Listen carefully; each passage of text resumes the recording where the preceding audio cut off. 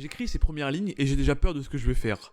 2 ans à attendre dans une hype grandissante la dernière saison de la série la plus vue au monde, cette série qui m'a fait tant vibrer pendant tant d'années jusqu'à être plus critique envers elle à mesure que les saisons passaient. Il y a 2 mois, le premier épisode est sorti et je suis avec des milliers d'autres exprimant sur les réseaux sociaux ou dans la vraie vie nos envies, nos attentes, nos joies et nos déceptions. Les vrais fans en direct bien sûr.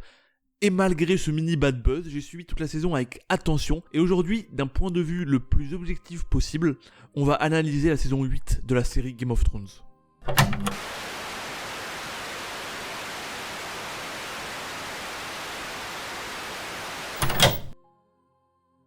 Cette saison 8, écrite par Benioff et Weiss, ou bien surnommés Dumber et Dumber chez certains fans, ainsi qu'avec Miguel Sapochnik et David Nutter, tous les deux ayant déjà contribué à la série réalisant plusieurs des meilleurs épisodes de Game of Thrones, entre autres la bataille des bâtards ou les pluies de Castamere, qui peuvent être considérés comme 2 des 5 meilleurs épisodes de Game of Thrones. Et bien, ces 2 gars auront les commandes des 6 épisodes de la saison, les épisodes de bataille pour Sapochnik, et les 4 épisodes de transition, on pourrait dire, pour Nutter, avec Dumber et Dumber au scénario bien évidemment. Ces 4 hommes ont eu 2 ans entre le tournage et la post-production pour nous sortir les 6 épisodes les plus attendus de la série du fait de la hype, mais aussi de la perplexité de plusieurs à voir tant d'intrigues se finir en 6 épisodes. Donc après les 7 dernières heures de Game of Thrones, qu'est-ce qu'on en pense? Après avoir tourné 55 nuits sous moins 14 degrés, qu'est-ce que j'en pense? Après une sur-hype de la communication, qu'est-ce qu'on en pense? D'habitude, j'aime bien faire un petit texte introductif, comme pour Peaky Blinders, je l'avais déjà fait, mais je pense que ça vaut pas la peine de perdre autant de temps là-dessus, comme on va déjà bien parler, et on va être comme cette superbe série, froid et tranchant. Allez, on va aborder plusieurs points aujourd'hui. Il avait déjà été question de cette notion depuis 2 ou 3 saisons, mais on pouvait reléguer ce défaut en second plan car on avait droit à un fil rouge plus cohérent et surtout bien mieux construit. Mais malheureusement, dans cette saison 8, on ne peut pas passer à côté de ce facteur déplorable qu'est la temporalité, marquée par bien trop d'ellipses incohérentes, avec ce que nous avait habitué la série pendant les dernières saisons, si on exclut la 7ème. Nous avons affaire à une gestion du temps et de l'espace, au risque de me répéter, vraiment déplorable quoi. Mais j'ai bien l'impression que c'était pas clairement un problème pour eux, puisqu'ils ont certainement mal jugé leur répartition du temps restant, et donc qu'il fallait bâcler et faire avancer les choses bien vite. Car on n'a pas le temps de tout mettre en place, donc hop, John tu me traverses tout le royaume en 35 minutes et plus vite que ça. Car oui, entre John et les bateaux qui popent d'un bout à l'autre du continent, clairement c'est du foutage de gueule. Et ça a toujours fait chier tout le monde, mais en pire encore, la quintessence du branlage de couilles complet, ce mini cliffhanger totalement raté à ne pas comprendre pourquoi Tyrion est resté enfermé 3 semaines. 3 semaines. Mais bordel, c'est pas possible de montrer cette scène finale et de dire que la saison 8 n'est pas bâclée, mais bordel, il nous montre exactement que c'est bâclé. Si c'était pas bâclé, on aurait eu le droit à des scènes là-dessus. Mais non, on arrive comme par magie, on repart direct, et quelle cruelle faute de goût, sérieux. Je trouve que balancer un end à la fin aurait eu un meilleur effet. Ainsi, un facteur décrié qui s'avère vrai, et pour moi, un des points les plus criants de cette saison. J'ai parlé des ellipses, mais on peut aussi parler des scènes bâclées et d'intrigues balayées.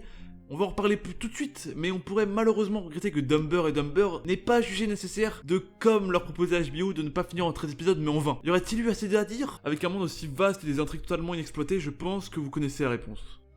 Voilà qu'on peut basculer sur les intrigues. Un autre point important, véritable fer de lance de cette série, c'est tous ces débats et ces débordements politiques pour le pouvoir du trône qui nous ont fait vraiment vibrer dans les premières saisons. Celle où le dialogue était 100 fois plus importante que n'importe quelle bataille. Et dans cette dernière saison, nous étions quand même avec de nombreuses bases très solides et avec des intrigues des théories, qui venaient ébranler presque toute la série et toutes les bases sur ce qu'on savait de Goth. Donc c'était les véritables origines de Jon, ainsi que la quête du roi de la nuit, et c'était les principales intrigues, on va dire. Et on en attendait donc que la saison se repose sur ces 2 piliers, et que cette saison subisse twist et complot avec ces 2 intrigues. Eh bien nous avons relativement été déçus, car on n'a rien eu vraiment de ça à 100%, c'était une vraie erreur de la part des showrunners, dû à un manque de temps peut-être, ou à un manque cruel d'écriture scénaristique, ça on peut pas savoir. Je sais pas d'où cette erreur peut provenir, mais en tout cas elle fait perdre toute subtilité à cette saison, là où elle ne performe que dans le brut et le grossier. L'intrigue de R plus L égale J a été balayée en 15 minutes, sachant que la révélation à Jon s'est faite aussi bien trop tôt en plus de n'avoir aucune conséquence sur le personnage. Pas oublier qu'il prenait quand même Ned Stark, donc son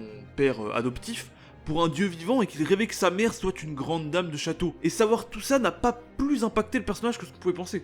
Pourquoi? Bah par manque de temps.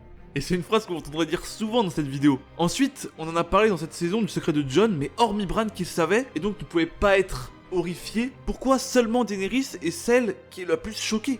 Samwell, d'ordinaire peureux et abasourdi à chaque fois qu'on lui dit un truc, a réussi à dire ce secret à Jon sans se pisser dessus. Ses sœurs, elles encaissent bien le coup, Tyrion pareil, mais pourquoi on n'a rien eu en rapport avec l'intrigue qui donnait un réel changement chez les personnages? Bah par manque de temps. Et ça casse les couilles car tu t'attends à que cette saison soit peaufinée le mieux possible, car ils ont eu le double du temps pour la faire, mais non, l'intrigue de la saison 8 montre encore un pont envers l'intrigue classe, vers le show pur, avec un bon exemple que sont les marcheurs blancs, qui étaient quand même le fil rouge, le fil perturbateur principal de la série. Et même si c'était pas l'intrigue principale, ça on peut le convenir, elle était quand même presque aussi importante, d'autant plus que c'est l'arrivée au compte-gouttes, montrant petit à petit la mythologie de cette espèce de zombie des glaces terrifiante, qui a toujours été amenée donc au compte-gouttes, mais qui était toujours superbement bien amenée. Mais quand tu reprends toute la série, vu comment la fin est bâclée, on se dit qu'il aurait fallu aller beaucoup plus vite en fait. Comment c'est possible de finir sur un seul épisode, sur l'épisode 3 donc, on va en reparler très vite, car il y a du très bon et du très mauvais dans cet épisode, mais les deux plus gros exemples nous donnent quand même un goût amer de cette saison. Et une autre intrigue qui fait beaucoup débat, c'était de savoir comment allait se passer la situation amoureuse entre Jon et Daenerys, ou plutôt entre Aegon et sa tante, qui devait vraiment bousculer les deux personnages. Et même si on peut dire que ça a été quand même le cas, c'est plus que bousculer, c'est plutôt un déclic qui s'est passé entre Daenerys et sa fin tragique. Fin qui a été très décriée par les fans de cette dernière. Pour ma part, j'avais été spoilé dès le début de la saison que Jon allait buter Daenerys, ce qui m'a permis, au lieu d'être subjugué par la scène finale, d'observer le déroulement et voir comment arrive cette scène. Et bien, même si je sais que beaucoup n'ont pas aimé le virage que la personnage a pris, ainsi que la mort de celle-ci, je suis pas totalement d'accord avec eux, et je vais vous expliquer pourquoi. Personnellement, je trouvais l'aboutissement de Daenerys parfaitement logique dans comment est construit son personnage toute la saison, en plus de ce que l'on sait d'elle. C'est une femme traquée depuis l'enfance par des soi-disant ennemis, vivant avec un frère bien plus fou qu'elle qui l'a brutalisée. Une femme qui n'avait qu'un objectif, celui de libérer des esclaves de prétendus tyrans sans avoir de raison particulière. Une femme devenue une reine jamais vraiment aimée par son peuple, se sentant plus une être inconnue qu'autre chose partout où elle passait. Et toutes ces choses se corrèlent parfaitement permettant de comprendre le déclic de cette folie. Folie qui a mis Port-Réal à feu et à sang à la vue des usurpateurs de son trône. Et puis c'est pas comme si c'était son premier coup d'essai. Qu'est-ce qui change vraiment de Port-Réal d'Astapor, de Port-Réal de Mérine? Rien, vraisemblablement qu'elle n'aime pas que ses dragons soient menacés et qu'on la traite comme une merde. Personnellement, je trouve que cette situation était bien amenée. Un peu trop au quart de tour, pourquoi pas, mais ceux qui sont pas d'accord n'avaient qu'un avis trop rigide vu la personnalité de Daenerys, et ne la voyaient que sous le prisme de l'héroïne aux idées utopistes, chose à éviter dans Game of Thrones. Par contre, là où j'étais bien plus sceptique, c'est bien sur la fin de cette histoire avec la scène de la salle du trône, qui a là aussi été assez décriée, et je partage cette fois-ci cet avis. Le gros problème est que c'était trop prévisible et qu'on s'y attendait au vu de ce qui s'était passé dans l'épisode 5. Mais là encore, je pense que c'est aussi une faute de temps, et ne faire qu'une scène avec Tyrion pour faire le brutal changement de Jon, son brutal changement d'avis, c'était trop peu, car clairement, la phase transition entre l'amour fou de Jon pour Daenerys et le doute envers elle s'est fait, je trouve, bien trop vite, et pour des scènes qu'on attendait tous, là aussi, c'est bien dommage. Du petit plus, la scène de Drogon qui brûle le trône de fer en mode je vais passer un message, je pense que ça aussi, ça aurait pu être clairement évité. Bon, maintenant qu'on arrive au milieu de la vidéo, on va pouvoir faire le récap de tous les personnages un temps soit peu utiles, et pour aller plus vite, on va les séparer en deux, les persos qui ont fait le taf, et ceux qui ne l'ont clairement pas fait. On va commencer avec ceux qui font le taf tout de suite, avec deux morts assez tôt dans la saison, avec des cas assez similaires, et il s'agit de Jorah et Théon. Deux des personnages avec le plus d'histoire, et surtout avec de superbes changements au cours de ces différentes saisons. Dans cette saison-ci, les deux montrent leur dévouement à ceux qui leur sont le plus chers, pour combler leurs anciens péchés. Et ces deux alphas nous ont permis avec leurs dernières actions d'espoir et de bravoure de visualiser tout ce qu'ils sont devenus, partant sur une fin très propre, mais aussi très triste. Dans ceux qui ont très bien réussi leur dernière saison, on a bien évidemment Jaime Lannister. Et si j'ai dit pour Théon et Jorah que leurs personnages respectifs étaient très bien écrits avec un développement propre à eux, celui de Jaime surpasse aisément ces deux-là, et surpasse en fait tous les autres personnages depuis déjà très longtemps. La saison 8 nous l'a encore montré avec une problématique qui l'a ravagé pendant longtemps, son duel intérieur entre le désir d'être une personne juste et l'amour des siens, et plus particulièrement de sa sœur. Et si la fin qui lui a été destinée est encore une fois trop rapide, les dernières discussions avec Tyrion ou avec Cersei sont magnifiques et permettent d'amener une vraie finalité au personnage qui a cru en ceux qu'il aimait. Et même si on l'a pas beaucoup vu non plus, l'épisode 2 et l'épisode 4 montre aussi une fin de voyage qu'il a partagé avec Brienne, qui s'est super bien déroulée. Et pour tout ça, Jaime, tu es le meilleur personnage de la saison, et peut-être même de la série. Pour finir en partie sur les réussites, on peut parler de Clegane, qui lui aussi a eu une fin méritée pour son personnage, c'est-à-dire en combattant celui contre qui il voue une haine infinie, son frère la montagne. Ayant quand même des milliers de morts vivants pour se permettre de réaliser son rêve.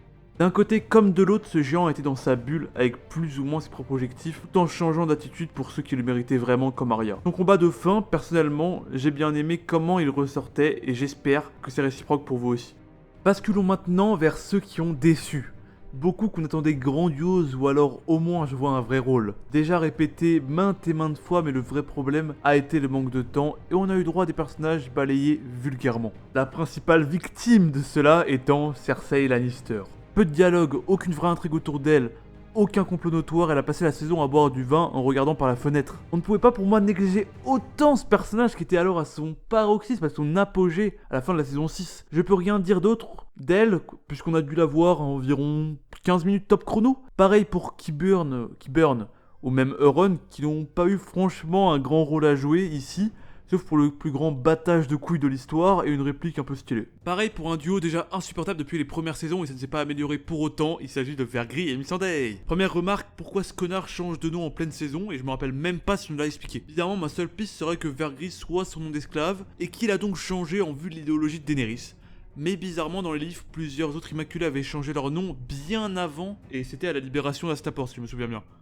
Mais bizarrement, Vergris garde son nom car il est l'un des seuls qui n'a jamais eu d'autre nom que Vergris, donc y croire, en tout cas, c'est assez compliqué. Missandei, elle, pas plus rayonnante que ça, n'a servi qu'à être la goutte d'eau du vase déjà trop plein de la folie de Daenerys, ne trouvant un semblant d'intérêt que dans la mort. Pareil pour Vergris ayant été un fidèle personnage, le plus sérieux et dénué d'émotions possible, cela n'a été encore qu'un pion n'ayant vraiment rien à faire, sauf être la main de la reine sur le champ de bataille ayant exactement les mêmes pulsions et convictions qu'elle. Je trouve leur fin bien dommage, sincèrement. Je pense qu'une personne comme Vergris n'a eu de sentiments à la base aurait pu être un personnage bien mieux développé, soit protégeant sa reine car elle a été celle qui lui a ouvert un nouveau monde et de nouvelles façons de penser, ou alors ils auraient pu jouer un rôle important dans la mort de Daenerys. Missandei se rendant compte de la folie de la reine, aurait pu intervenir pour que Jon se fasse pas se tuer, et qu'il accomplisse ce qu'il devait faire, laissant Vergris entre ses tout nouveaux choix, entre la personne qu'il aime ou celle qui l'a libéré. En tout cas, il aurait pu être mieux développé, ça c'est sûr. Passons maintenant à une autre personne qu'on voit singulièrement peu, mais de qui on attendait beaucoup, et je parle bien évidemment de Bran. Qui, avant, dans les autres saisons, quand on le voyait, c'était toujours des moments très intenses, c'était un peu le facteur X de révélation en tout genre, mais dans cette saison, aucune vision, presque aucun dialogue. Bran savait comment allait se passer à la fin, mais il en a rien eu à foutre. Il a préféré baver sur son fauteuil pendant les 6 épisodes. Il a fait sacrifier Théon, puis le remercie comme un bon chien. J'ai même pas les mots quoi, il nous répète H24 qu'il ne veut pas être un roi, pour finalement l'accepter car, je cite, « à l'à peu près, je ne serais pas venu si je ne connaissais pas votre demande. C'est mon devoir. » Donc là, comment dire, cette punchline, elle permet de tout oublier, tout ce qui se passait avant, hein. Alors il est toujours bon de rappeler que Bran ne peut pas lire l'avenir, hein, et que les scènes coupées avec Tyrion pourraient nous faire essayer d'accepter la finalité, mais malheureusement, ces tours de passe-passe ne marchent pas, car, bien évidemment, il ne peut voir que le passé, donc l'avenir, le voir qu'il soit roi ou je ne sais quoi, c'est totalement faux et c'est totalement inenvisageable. Bran a été inutile du début jusqu'à la fin, et contrairement au livre, ce n'est pas une POV, donc une point of view, donc une point de vue interne. Donc, on ne sait pas ce qu'il se passe dans sa tête, pourquoi il est mystérieux comme cela, vraiment une personnalité pseudo-énigmatique à chier, et ne plus le revoir ne m'émeut vraiment point, même si on aurait pu faire, comme je dis encore, beaucoup mieux avec lui sur ces dernières saisons.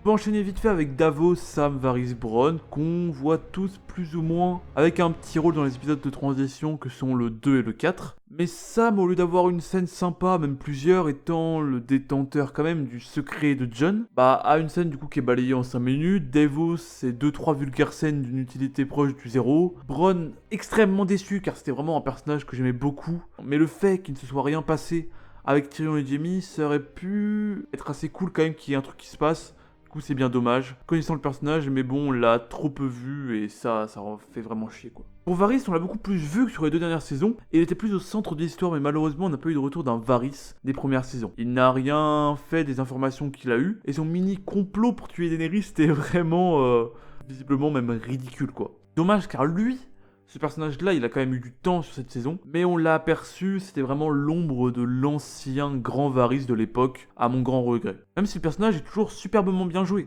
Il a clairement manqué d'impact quand même sur cette dernière saison par contre. Ah là là, on va passer à Tyrion. Enfin, Tyrion. Pour lui, c'est un choix cornélien de le mettre dans une de ces 2 cases, et c'est pourquoi il aura droit à une petite vidéo bonus exprès pour lui dans un tout nouveau format qui sortira sous peu. Et nous voici bientôt à la fin de cette vidéo où nous avons déjà énuméré beaucoup des aspects de cette saison, et on pourrait encore énumérer tellement d'autres, insignifiants ou non, et on pourrait parler de scènes, de la saison, tellement qui servent à rien qu'on pourrait faire une vidéo de 1 heure. La révélation de Sam et Bran dans la crypte, les scènes de parle dans l'épisode 2 qui étaient pour le but de terminer certaines aventures / intrigues qui débutaient avec certaines personnes depuis le début, donc Brienne, Podrick, Jaime, Tormund et compagnie. Les épisodes de combat qui étaient quand même incroyables en termes de réal et de coordination, où perso sur l'épisode 3 j'étais en stress pendant 1h20, mais les informations étaient déjà données depuis le début de vidéo, nous montrent et vous donnent un début d'avis sur cette saison. Oui, il faut le dire, c'est peut-être une des moins bonnes saisons depuis le début de Game of Thrones. Peut-être pas la moins bonne, mais c'est fort probable. En tout cas, elle laisse un sale goût amer dans la bouche du fait que ce soit cette dernière saison, et qu'on a eu une fin morose que peu de gens attendaient. Et est-ce que c'est la fin qu'on attendait vraiment? Parce que cette fin où Arya part, où Jon part aussi vers le mur, où du coup Sansa devient vraiment reine du Nord, et Bran qui devient roi des 6 couronnes, c'est pas vraiment la fin qu'on attendait, et c'est un peu trop peut-être happy end, même si la mort de Daenerys peut-être un peu trop happy end pour nous qui attendions quand même peut-être même beaucoup plus. Et aussi c'est pas une fin vraiment qui est, on peut dire, très concrète pour cette fin de série, et ni vraiment très cohérente non plus. Donc ça met déjà en esprit que cette fin de saison, pour moi, même cette fin de série, est assez gâchée, même si je reviendrai bien sûr, j'espère vite dans une vidéo où je vais pouvoir parler, de toute la série quoi, donc des 8 saisons, donc va falloir se retaper les 8 saisons, plus les livres d'ailleurs, petite vidéo en préparation qui va sûrement vous plaire. Mais voilà, donc comme je l'ai quand même émunéré, excusez-moi, la saison 8 prend un trop grand manque de temps qui fait qu'il y a tellement de raccourcis à avoir qu'on a, disons pour moi, bâclé et même inviable à montrer à les téléspectateurs. Et même s'il y a eu des très bons moments, parce que normal, il y a quand même eu des budgets ahurissants, et c'est quand même de très bons acteurs. C'est quand même un peu sur ma faim, et en plus, le souci c'est que la saison 7 n'a pas aidé, même si j'étais hype pour la saison 8, la saison 7 n'a pas aidé à avoir un petit pincement au cœur, un petit sensation de vide que j'aurais pu avoir, comme quand je termine parfois certaines séries qui me tiennent vraiment à cœur, alors que quand même je pense mettre Game of Thrones sur mes top 3 de mes séries préférées. Après peut-être que c'est à cause des livres qui ne sont pas encore sortis, que je ne connais pas la fin de l'auteur, pour moi une fin aussi tout aussi intéressante, voire plus, donc peut-être c'est pour ça, mais en tout cas la fin est pour moi, la saison 8, est pour moi trop juste, et trop peu dense avec tout ce qu'il y avait à dire pour considérer ça comme une bonne fin. Donc voilà, c'était mon analyse de la saison 8 de Game of Thrones, donc la dernière saison. J'espère que ça vous a plu. J'ai essayé de faire une analyse mi-écrite, mi-improvisée. J'espère que cela se verra aussi, que je suis sincère dans mes mots et dans mes propos. J'espère qu'aussi elle est cohérente et elle est intéressante. Donc n'hésite pas à me dire dans les commentaires comment tu l'as trouvé. Si ça t'a vraiment plu, tu peux t'abonner et laisser un pouce bleu, excusez-moi. Mettre une notification, même si j'ai pas l'impression que je fasse 40 000 vidéos par an. Mais il se peut que ça aille un peu plus vite maintenant. En tout cas, moi je vous laisse, et prochaine vidéo encore sur Game of Thrones. J'espère qu'elle arrivera quand même beaucoup plus vite que les précédentes. Allez, c'était Blake, à la prochaine, peace.